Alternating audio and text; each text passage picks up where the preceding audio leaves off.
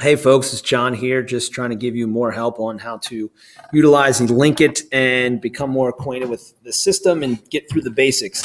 So now we've made a test. We have given it to the students. They have taken it and we have uploaded the scores either electronically or through the bubble sheet process.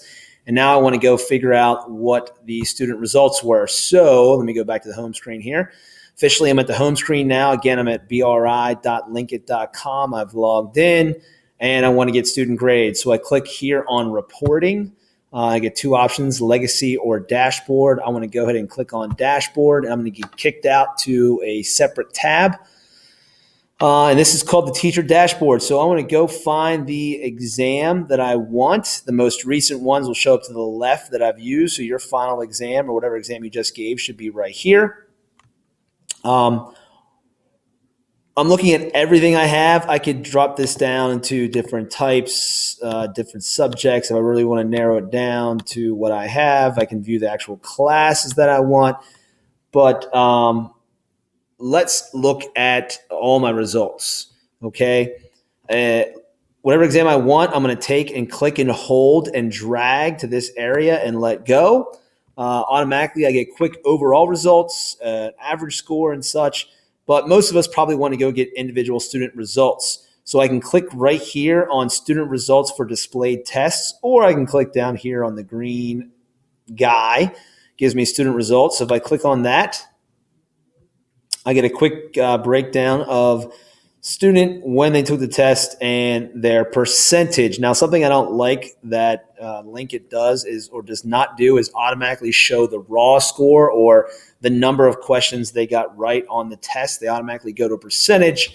I prefer knowing exact numbers. So if I want to show that column as well, I'm going to click on options and click on select columns. And I'm going to go ahead and hit raw to make sure that I have all my students' data. I'm also going to hit class, and I'll show you why in a second. So when I hit OK, you'll notice that all of my classes are now here.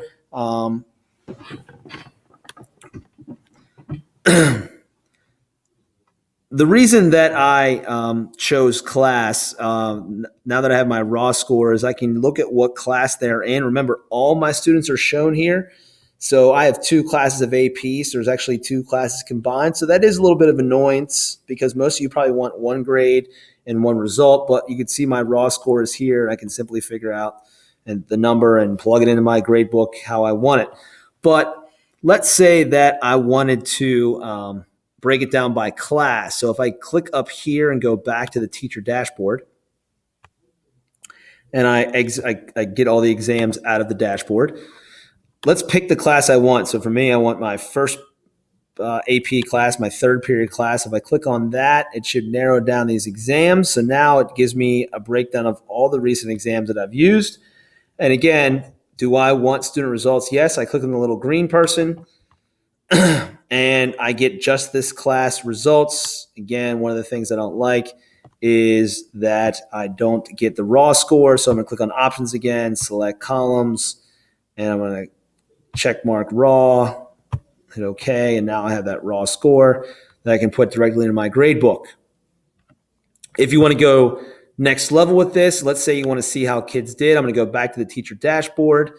I'm going to pick this exam, and I'm going to click on the little magnifying glass, which is going to be, I know it's hard to see, item analysis.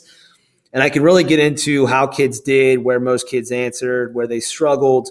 I can even click on student reports here, pick a class, and really get some detail on how students did on the exam by question. If I click one of my better scores here, I hope, let's see if I can find a better one. How about the 80%er?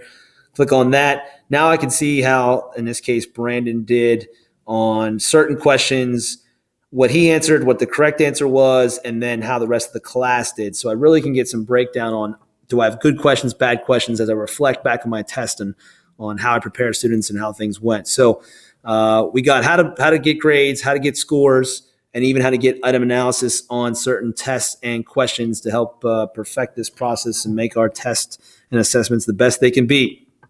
Thanks.